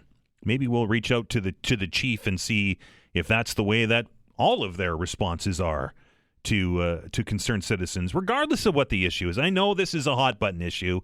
I know this is the tinder is very dry, I will say, with regards to this whole issue between Israel and Gaza and this tennis tournament and everything else. All of that aside, that's not the way that you deal with the public. And I truly hope that HRP responds to our request and to his request to clarify that, because that's just not on. 902-405-6000 is the number. Brian, welcome to the program. Hello, how are you? I'm good. What's on your mind today? Good. I tried to call in last week. We're talking about transit and working from home. It's a bit of a combination issue. So let me tell you a story. I'll try to make it quick. Sure. We'll just say last Tuesday, on Monday, I worked from home. Sorry, one sec. Worked from home on Monday. Sure. I woke up, worked from 8 to 4. I happen to work for probably the largest hiring body in all of Canada. We won't get into it. Okay. And did my job from 8 to 4. On a break, I was able to do a load of laundry. I was home at 4 o'clock when my wife and son came home from school and work, was able to spend time with them. Great day. Excellent. Nothing in my job requires me to interact with another human being that's not on Teams or email in some way. Most of the individuals I connect with are in Ottawa. So we get to Tuesday. Tuesday, I'm required to go into the office due to government mandates. I have to wake up at 5:30 in the morning, make lunch for my son, get on a bus around 6:30. If I catch a bus at 7 o'clock, I will be late for work. So I get on my bus at 6:30, arrive downtown around 7:45, go to work. I don't actually live that far from work. It's just Metro Transit. It's just a reality. Right. Fine, work my day. That's all fine. I am very lucky to have very understanding managers that understand that I need to leave the office at 3:45 to catch the 3:50 bus to my home. If I do not catch that 3:50 bus to my home, I will not get home until 6 or 7 o'clock just due to traffic and buses. So unfortunately on Tuesday, less than 3:45, my bus didn't arrive, which is very, very typical for this particular bus. Very, very frustrating. I didn't walk into my home until 6:36, roughly. Holy smoke, 3 hours. So it's 3 hours. And I'm on one bus. I'm a very lucky individual that the bus I take from my office to home is just one bus. But between traffic, late buses, bus schedules not matching, it's just the reality. When I work from home, I work my required 8 hours and live my life. If I go to the office, there's an additional 2 to 3 hours that I'm not paid for, stuck on a bus, in traffic with everybody else. And when I go into the office, I do the exact same job I do at home, which is talk to people on Teams via email, people in Ottawa, etc. That doesn't change. My job doesn't change.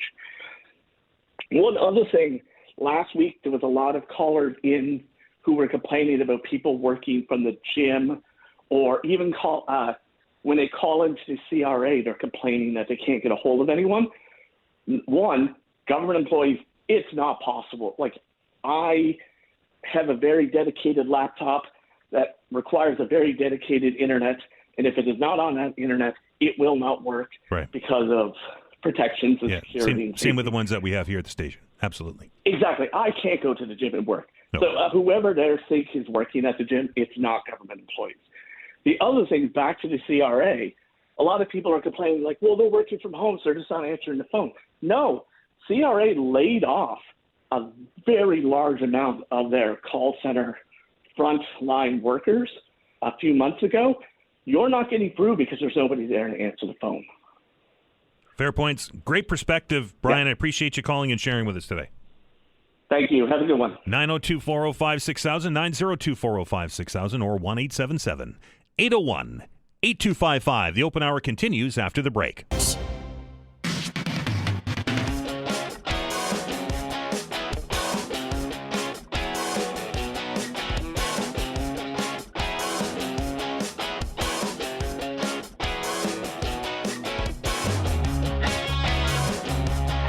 Welcome back to the Todd Veinotte Show. I'm Dan Alstrand. This is the Open Hour. 902-405-6000, 902-405-6000, or 1-877-801-8255. Your chance to talk about whatever it is on your mind today. There is an awful lot of things happening in HRM, in Nova Scotia, and right around the world, and I'm interested in your thoughts on them all. A couple of questions I have for you is, of course, we now know that there is a mandatory water restriction on to those that are on the Lake Major water supply. I'm curious as to what your thoughts are on that. And this isn't the first time, and I understand that there's engineering work that's underway, and things take time, but this is a problem that seems to be recurring, and it's going to put a lot of people into not necessarily going to interrupt their day, but it's certainly going to interrupt their lifestyles if they're followed by. And I'm always very curious with regards to enforcement on these things. Are Halifax water trucks going to be actively driving around checking to see if people are washing their cars or watering their lawns? Your thoughts on that? And Halifax Transit, we just heard from a listener who is a work from home person that has to now work some days at the office, and it takes him an additional 3 to 5 hours on the bus. 2 hours there, 3 hours back. That is not going to convince people to get onto the bus. And I know the work from home issue is something that we've talked about here on a lot on the program, but having that kind of a transit ride home is not going to convince people to use transit and get out of their cars. Not to mention what we talked to the union about today, and that's a pretty significant rise in violent incidents, particularly with kids on the bus and at the transit terminals. I think it's time that we look at a stronger enforcement approach to Halifax Transit. I think it's time that we start putting uniformed officers, not necessarily HRP officers. Maybe we create an arm of HRP that creates a transit police force. Because, to be honest, watching, and this isn't the fault of the security guards I see, they have a job to do, but they're just more of a, to my opinion, a visual deterrent. They a lot of times are told not to intervene anyway, right? And we see them in stores, we see them everywhere else. I think it needs to be something that's a little more has a little more teeth to it, as opposed to a security guard and issuing a trespass notice, right? I think it needs to be some sort of law enforcement. If we truly want to get people onto buses, we have to fix the safety issue. I think that's paramount. And I think we need to fix the reliability. That's a bigger issue, of course, and that's a bigger take. I think the safety issues is a pretty simple fix. Might be costly at the start, but I think it's a pretty simple fix. 902-405-6000. Let's go to the phones. We welcome Donna to the show. Donna, how are you? Oh, I'm fine, thanks. And thanks for taking my call. Sure. What's on your mind? I'm just really upset about all the youth that are causing all the problems on the buses and whatnot. And have you heard about the young Ukrainian girl came to the United States to get away from whatever, the war there? She was sitting on the bus, or it was a train in the States, I forget, Charlotte, whatever. And some guy, minding her business, she was had her headphones on and whatnot. Guy behind her got up, stabbed her. Nobody did anything. He casually walked off the bus. And this guy had been arrested 14 times in the past. And here's this young girl, dead. Right. And this is what's going on. People are afraid to go out anymore because you don't know if you're going to get stabbed or mugged or whatever. And the bus is here. It's terrible in Halifax. Did you hear in the news about that young Ukrainian girl? Probably. The story sounds familiar, but I do read a lot of things every day. Well, apparently it wasn't on the news much in the States because not that it matters. Color doesn't matter. It was a black guy stabbed a white girl. And remember before when that Penny guy, the white guy, there was a black guy that was stabbing people, and he intervened to help save these people, and he got charged. I think he got 15 years in jail. I don't know if they ever overturned that or whatever, but I think that the Young Offenders Act should be changed. Kids, it should be lowered to 12, and if a kid does something that they're not supposed to, send them to a military boot camp for a week or two, and let them teach them a few lessons how to behave properly. They're out of control. And I was raised, there was 9, I think I've told you before, 9 kids in our family, not one of us ever getting problems with the law. None of our kids did, and none of the great-grandchildren did. What is wrong with the kids nowadays? Right. It's scary. I'm in my 70s. I won't even go out at nighttime anymore because I'm nervous. And a lot of seniors that I know are in the same feel the same way. And there's gangs hanging here and gangs. I don't know. I don't know what it is. Why there's so many kids are out of control now, and yet people want kids 16 and 17. To start voting, oh my God, what a nightmare that's going to be. But anyway, that's my whatever. Oh, and one good thing, sure. I got to tell you this, and then I'll shut up. I think I had called last week and said about the Nova Scotia team, the softball team. Yes. They won the bronze medal when they were off at the Canada Games.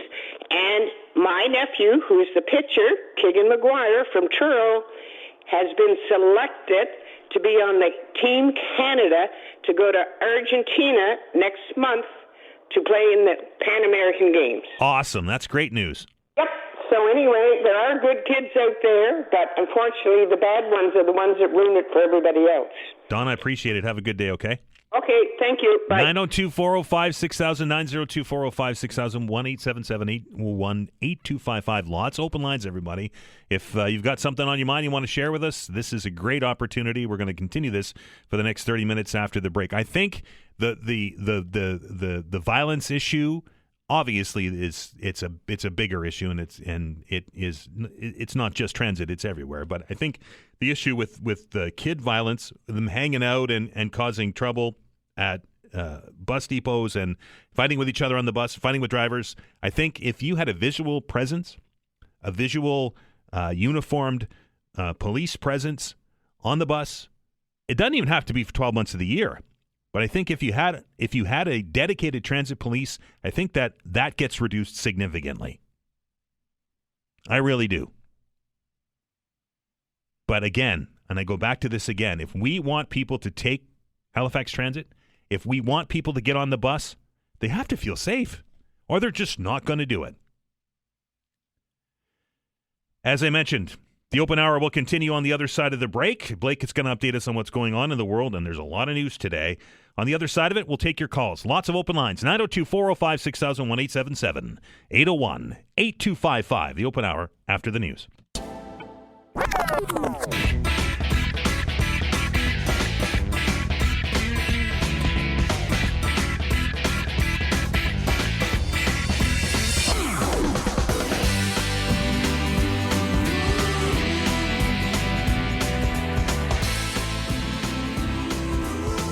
Welcome back to the Todd Veinotte Show. I'm Dan Alstrand. This is the Wednesday Open Hour. The lines are open, and there's a number of them there if you want to get on. 902-405-6000. That's 1-877-801-8255 for a toll-free. Again, 902-405-6000 is the number. Chat about whatever it is on your mind. I'm curious as to your thoughts on Halifax Transit. We've spent a lot of time, and Todd has spent a lot of time on this program talking about transit and getting this rapid transit plan up and running and getting new bus lanes and getting these things so that they're on schedule, on time, and you can depend on it. If you listen to one of our callers earlier, it shows up late, it shows up early, it takes 3 hours to go anywhere. All of that stuff aside, if you do not feel safe getting on a Halifax Transit bus, are you going to take it? I'm certainly not. And I'm one of the people that are trying to get out of my car. I think it's an issue that should move to the top of the agenda. If safety is impacting performance, and the union is contesting that it is, then that's something that needs to be addressed. And I think the fix is easy. I just don't know if there's political will to bring on more uniformed officers to do that. 902-405-6000 is the number, 902-405-6000. Let's welcome Barry to the show. Barry, how are you? Not too bad, Dan. How you doing? Good. What's on your mind today, sir? Your last caller was commuting in Ottawa. Sure. And one thing, I agree with him 100%, but there's an additional factor that should be considered, and that's the environmental. In the wintertime, some cases, people are heating an empty house all day and an empty office building all night, right. Not to mention the transit itself. And I think, like he said, on the peninsula of Halifax, there's not a lot of heavy manufacturing. It's mostly office work. And before we consider how we're going to handle all the extra traffic, maybe we should consider how eliminating some of it. And that is working from home. And if you're on a computer at work, I don't know how you're supervised anyway. If you have to have a meeting, you can use Zoom or whatever. And if you really need to meet face-to-face, why, rent a motel room or something once a week or whatever. But there's no need of all this communicating. So back to work is something that you don't advocate for, Barry? Not if you can do the same work at home. Right.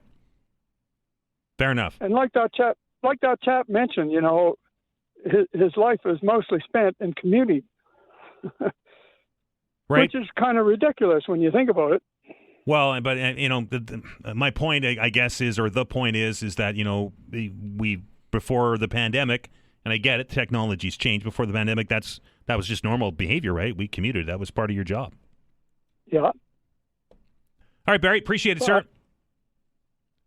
Have a good one. 902-405-6000, 902-405-6000, or 1-877-801-8255 is the number.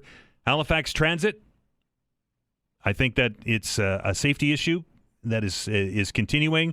The numbers are there, folks. There's been an increase in violent incidents, not just towards drivers, but between passengers on the bus.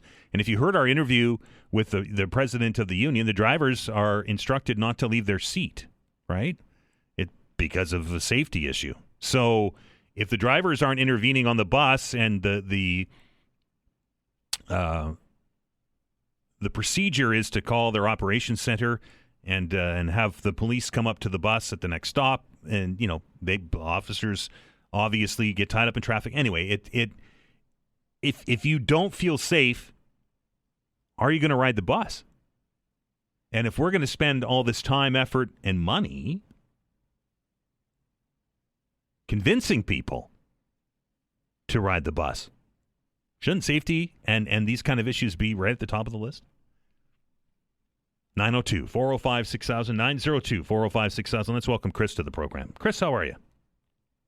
Not bad, Dan. How you doing today? I am well. What's on your mind, sir? Well, I would just like to keep something I've been calling different times about this, and I want to keep it in the spotlight. I want people to understand what's going on out in our forests. Okay. It's really disheartening to the amount of people I talk to that have no idea that they're spraying that herbicide out in our forest to kill off the hardwoods. It's just ignorance, like knowledge is power, and they have to understand what they're doing there. Chris, and it's all about money. Just for clarity, who is they? You said they are spraying. Okay, whoever. There's different companies. There's Irving, there's West 4. Right.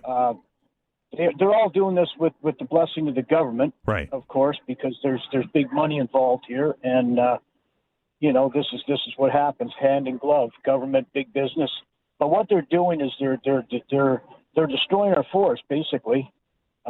We live with an Acadian mixed forest, and to have a healthy forest, you need a good mix of hardwoods and softwoods. But not just that. We're in a time right now where climate change, global warming, whatever you want to call it, we're obsessed about carbon, and to the point where there's carbon taxes, there's electric vehicle mandates. But what they're doing is they're killing off the one thing that sequesters the carbon, and that is the hardwoods. So we're fighting against ourselves. And I'm not trying to be facetious. You're far more learned than I am. Softwoods don't sequester carbon? No, no. Softwoods do not. And also, in a dry summer like this, where the onus has now been put on us to stay out of the woods to save the forests, they're continuing their spray program. As a matter of fact, this year, in order to keep people from protesting the spraying, they have kept the location secret. They no longer publish the locations of the areas that are being sprayed. And I believe, and I have had people call me a conspiracy theorist. That's okay. I don't mind. I grew up in the 60s where we learned to question the government. But I really question why certain parts of the province got reopened. I live in Lunenburg County. We're one of the counties that are still closed, and yet my grass is as green as Ireland. I look around. We've had rain. We got the dew point every morning I wake up, but yet the forests are still closed here. So you got to wonder why October the 15th, the middle of October, which absolutely coincides with the end of their spraying season. They can't spray once the leaves start falling off the trees. So, Chris, if I'm going to get straight, what you're saying here is that the government is keeping the Lunenburg forest closed so that the companies can spray for these hardwood trees. It's in my mind, it's a possibility. Dan. In your mind, but dismiss it. I really have trouble believing that. The reason why I say that is that we know why the forests were closed, because they were dry, and to suggest that the Houston government is working with these companies so that they can continue to spray is kind of out there, isn't it? Not really. Okay, you can just bear with me for a second, and I'm going to give you another coincidence. Okay? Let's just say that date coinciding with the end of the spraying, that's when we're going to be able to get back in the woods. So let's say that's just a coincidence. Why then, if this forest ban is so awful important with fighting the forest fires, why are things like golf courses allowed to stay open? Why is forestry operations way back in the woods and these logging roads, why are forestry operations still allowed to continue if the forests are that dry? They have to get a permit, don't they? Dan, a permit. That's going to stop the forest fire? Well, no, Seriously. but I'm assuming, and I haven't filled out the paperwork for the permit, but I am assuming that it would be much like a burning permit we would get during the rest of the year, whereas if you get a permit, you're getting watched pretty close, right? Yeah, okay, we'll go with that. But, okay, we're off topic here. Let's get off the conspiracy theory, okay? Let's just get back to what they're doing. They're killing off the hardwoods. Okay. They're killing off the underbrush. Everything, all your undergrowth, like your bushes, your undergrowth, everything, that all dies with this glyphosate, okay? And what happens to the dead, dying, and dead undergrowth? It becomes tinder dry. So they're making even more tinder for a forest fire by killing off the hardwoods and the undergrowth, just so that they can keep the pulp industry in business. It's insane. Is it a huge industry anymore? There's only one mill working, isn't there? I don't know what they're doing with all the softwoods. I haven't gotten into that, but I'll tell you right now, I see the trucks going daily, and they're loaded. They're loaded. 18-wheelers going up and down the 3, and that's just in my county. Chris, and it's up against the break, brother. I appreciate it. Yeah, no problem. 902-405-6000, 902-405-6000, and I'll be the first to admit, I am not a biologist, but I did Dr. Google on this, and Dr. Google says that softwood trees hold carbon. I stand to be corrected. 902-405-6000 is the number. Open hour after the break. Axe.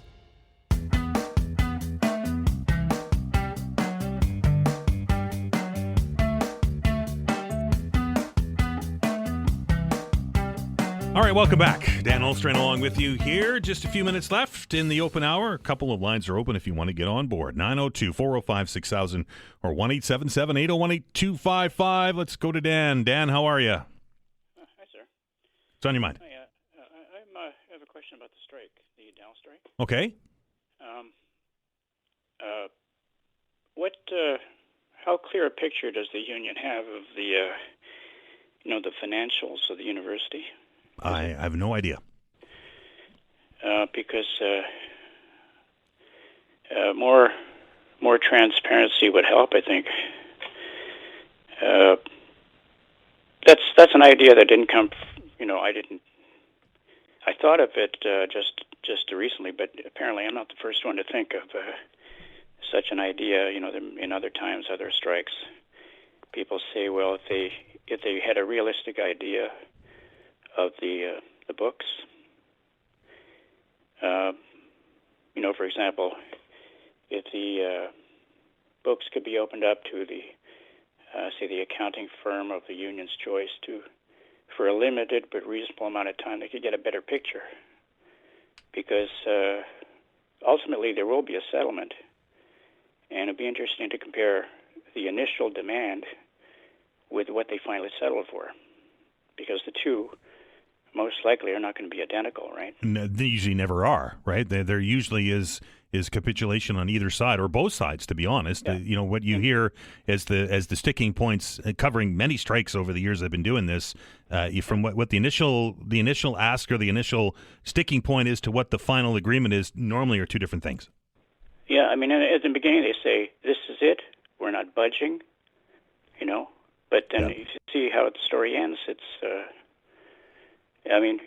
just think of it from the student's point of view. I was a student there when they had a strike. It was a long time ago. Mm-hmm. But the tension among the students must be just going through the roof now, because it's like being stuck in traffic and you have to be somewhere, and you just feel helpless. Dan?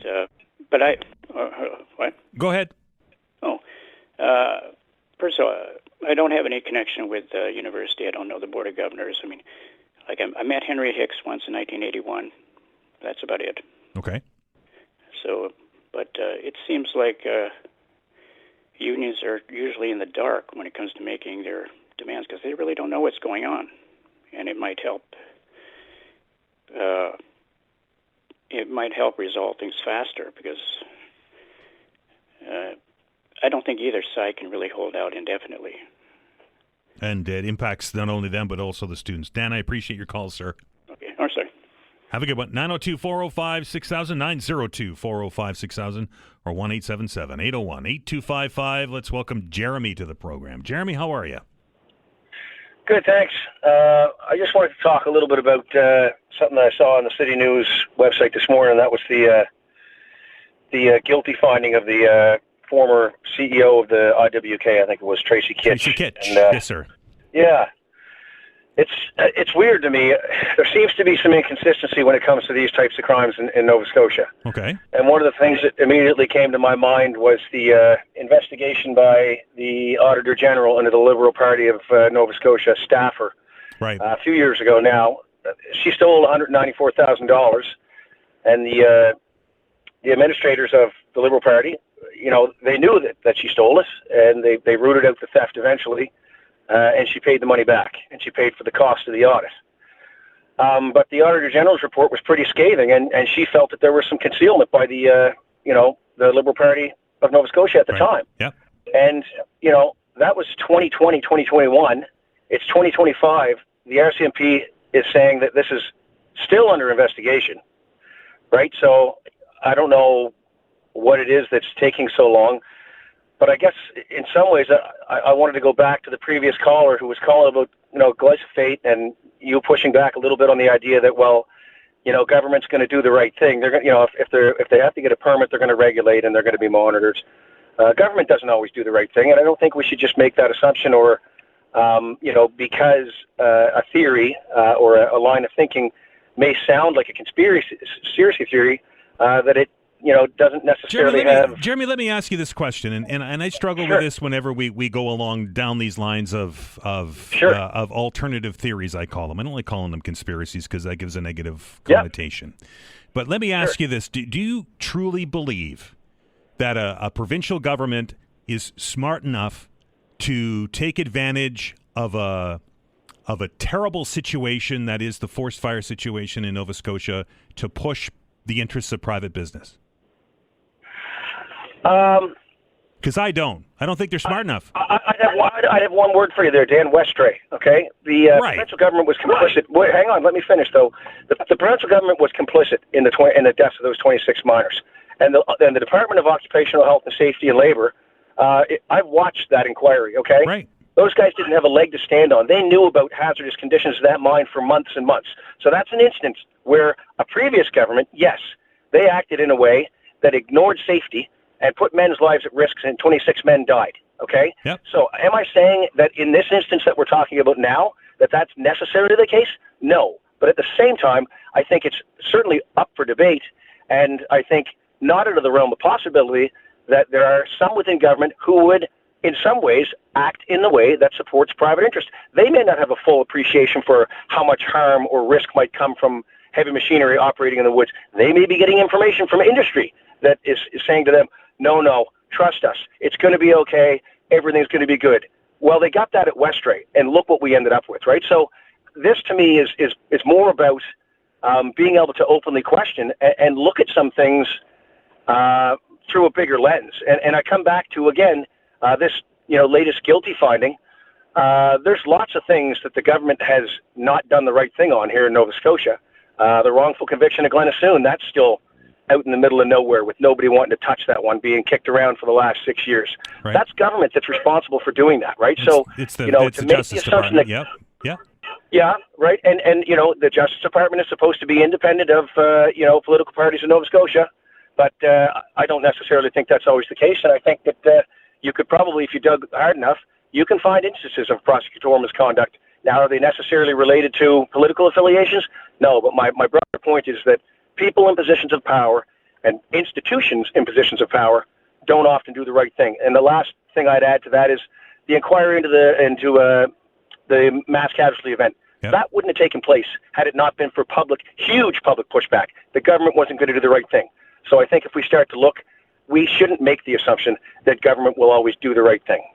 Fair point, Jeremy. Appreciate the call, sir.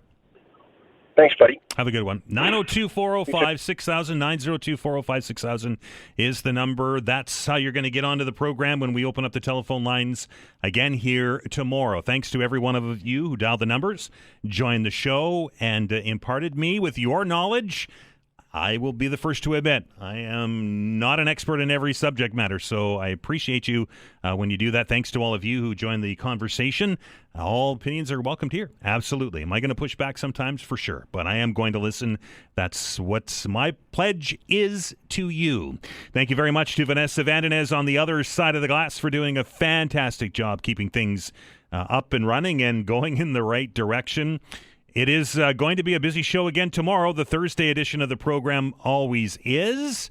We're going to do an open hour again, as I mentioned, but we're also going to talk a little bit about nicotine addiction. We're also going to have Kevin Russell on the program.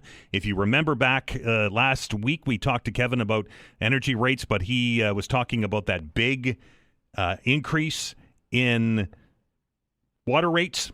Well, apparently his plan has been rejected by Nova Scotia Water, or Halifax Water. So we're going to talk to Kevin about that. And, of course, we're going to dig a little bit into that story that was in the news today and late yesterday about the Olin Brewery. They're threatening that they may have to leave Halifax due to rising costs, including that water increase and those electricity rates, taxes and all. That and a whole bunch more. Hope you can join us on the program tomorrow. Until then, everybody, please be well and be kind to one another.